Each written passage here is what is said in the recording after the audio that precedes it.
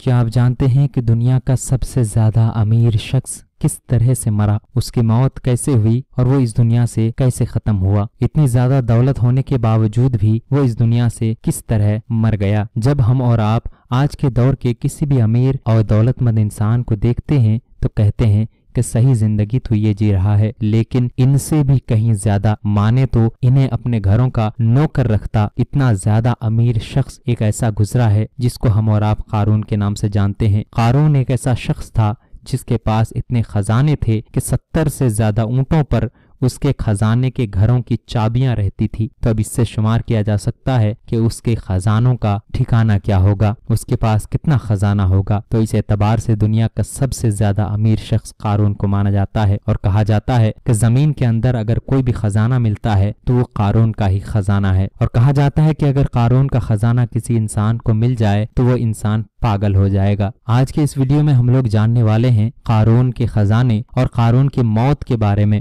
کہ اسے موت کس طرح سے آئی اور کیوں آئی۔ آگے بڑھنے سے پہلے گزارش کروں گا کہ اگر ابھی تک آپ نے ہمارا چینل سبسکرائب نہیں کیا ہے تو سبسکرائب کریں اور اس کے ساتھ بیل آئیکن کو بھی ضرور دبا لیں۔ السلام علیکم ناظرین، میں سرور اور آپ دیکھ رہے ہیں اسلامی حیرت انگیز معلومات کا یہ بہت ہی بہترین سا ویڈیو۔ قارون جو کہ دنیا کا سب سے زیادہ امیر شخص میں شمار کیا جاتا ہے، جب کسی انسان کو کوئی خزانہ ملتا ہے یا کوئی امیر بن جاتا ہے تو اسے ہم اور آپ کہتے ہیں کہ کیا تمہیں قارون کا خزانہ مل گیا ہے؟ اب اس سے پتہ لگایا جا سکتا ہے کہ قارون کے پاس کتنا زیادہ خزانہ ہوگا۔ قارون حضرت موسیٰ علیہ السلام کے چچا یسہر کا بیٹا تھا۔ اس اعتبار سے قارون حضرت موسیٰ علیہ السلام کے چچے زاد بھائی ہوئے۔ بہت ہی شکیل اور خوبصورت آدمی تھا، اس لیے لوگ قارون کے حسن و جمال سے متاثر ہو کر اس کو منور کہا کرتے تھے۔ اس کے ساتھ ساتھ اس میں یہ کمال بھی تھا کہ وہ بنی اسرائیل میں جو کتاب حضرت موسیٰ علیہ السلام پر اتری یعنی کہ توریت، اس کا بھی بہت بڑا عالم تھا اور بہت ہی ملنسار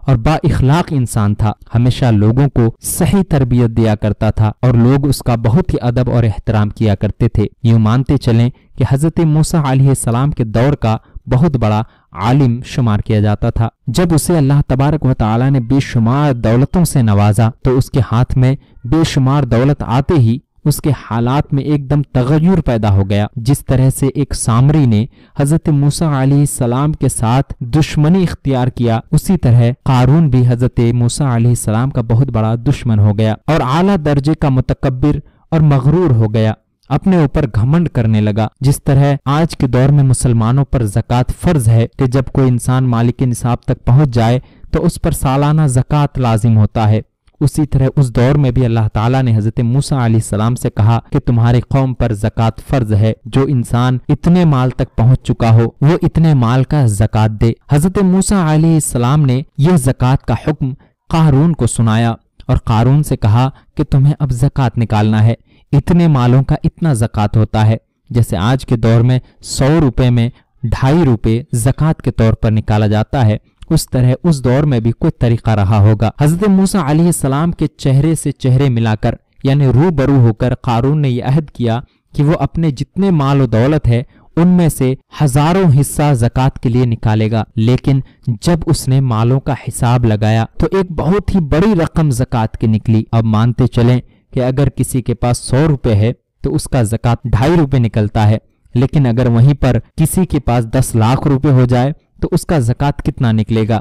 بس اسی چیز کو دیکھ کر کہ ارے اتنا زیادہ زکوٰۃ میں ایسے ہی نکال دوں اللہ کے راستے میں، یہ نہیں ہو سکتا۔ یہ دیکھ کر اس پر ایک دم حرص اور بخل کا بھوت سوار ہو گیا کہ اتنا زکوٰۃ دے کر میں اپنے مال میں کمی کیوں کروں، میرے مال ختم ہو جائیں گے۔ اور نہ صرف زکوٰۃ کا منکر ہو گیا بلکہ عام طور پر بنی اسرائیل کو بہکانے لگا کہ حضرت موسیٰ علیہ السلام اس بہانے تمہارے مالوں کو لے لینا چاہتے ہیں، یہاں تک کہ حضرت موسیٰ علیہ السلام سے لوگوں کو برگشتہ کرنے کے لیے اس خبیث نے یہ گندی اور گھنونی چال چلی کہ ایک عورت کو بہت ہی زیادہ مال و دولت دے کر آمادہ کر لیا کہ وہ حضرت موسیٰ علیہ السلام پر بدکاری کا الزام لگائے۔ عین اس وقت جب حضرت موسیٰ علیہ السلام وعظ فرما رہے تھے، قارون نے اپنا خریدا ہوا عورت کو حضرت موسیٰ علیہ السلام کی طرف بھیجا اور کہا کہ حضرت موسیٰ علیہ السلام نے میرے ساتھ بدکاری کی ہے۔ حضرت موسیٰ علیہ السلام نے فرمایا کہ اس عورت کو میرے سامنے لاؤ۔ جب اس عورت کو بلایا گیا تو حضرت موسیٰ علیہ السلام نے فرمایا، اے عورت،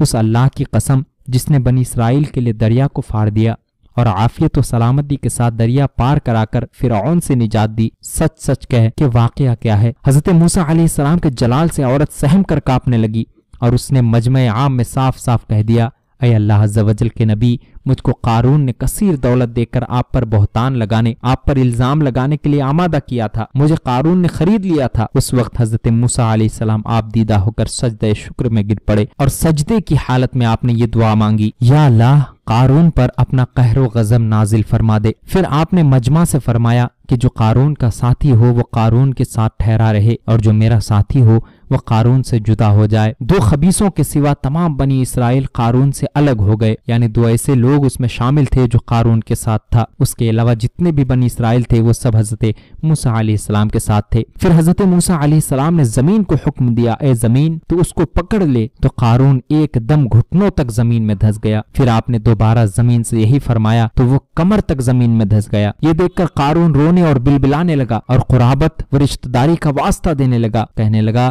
اے موسیٰ تو میرا بھائی ہے، مجھے چھوڑ دے، معاف کر دے، میں تمہارے ساتھ کیا ہوا ہر وعدہ پورا کروں گا، مجھے بخش دے۔ حضرت موسیٰ علیہ السلام نے کوئی التفات نہ فرمایا، یہاں تک کہ وہ بالکل زمین میں دھس گیا۔ دو منحوس آدمی جو قارون کے ساتھی ہوئے تھے لوگوں سے کہنے لگے، حضرت موسیٰ نے قارون کو اس لیے دھسا دیا ہے تاکہ قارون کے مکان اور اس کے خزانوں پر خود قبضہ کر لیں۔ تو آپ نے اللہ تعالیٰ سے دعا مانگی کہ قارون کا مکان اور خزانہ بھی زمین میں دھس جائے۔ قارون کا مکان جو سونے کا تھا اس کا سارا خزانہ سبھی زمین میں دھس گیا۔ اس طرح سے قارون کا بھی خاتمہ ہو گیا اور اس کے خزانے کا بھی خاتمہ ہو گیا۔ قارون کا محل جو بنایا گیا تھا وہ پوری طرح سے سونے کا بنایا گیا تھا۔ جب محل سونے کا تھا تو اس کے اندر کتنا زیادہ خزانہ ہوگا یہ آپ اندازہ لگا سکتے ہیں۔ یہ تھا قارون کا واقعہ۔ جب کسی انسان کے پاس زیادہ دولت آ جاتی ہے تو وہ انسان اللہ کو بھول جاتا ہے۔ اسی لیے غریبی میں ہی بھلائی ہے، کیونکہ غریبی میں ہمارا دن بھی کٹتا ہے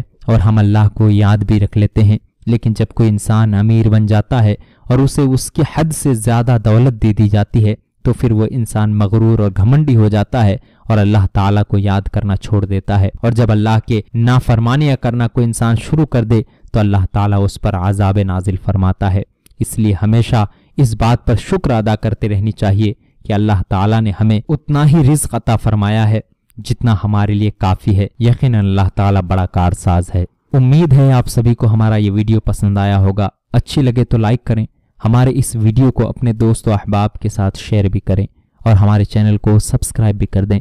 پھر ملتے ہیں اگلے کسی ایسے ہی ویڈیو کے ساتھ، تب تک کے لیے الوداع، اللہ حافظ۔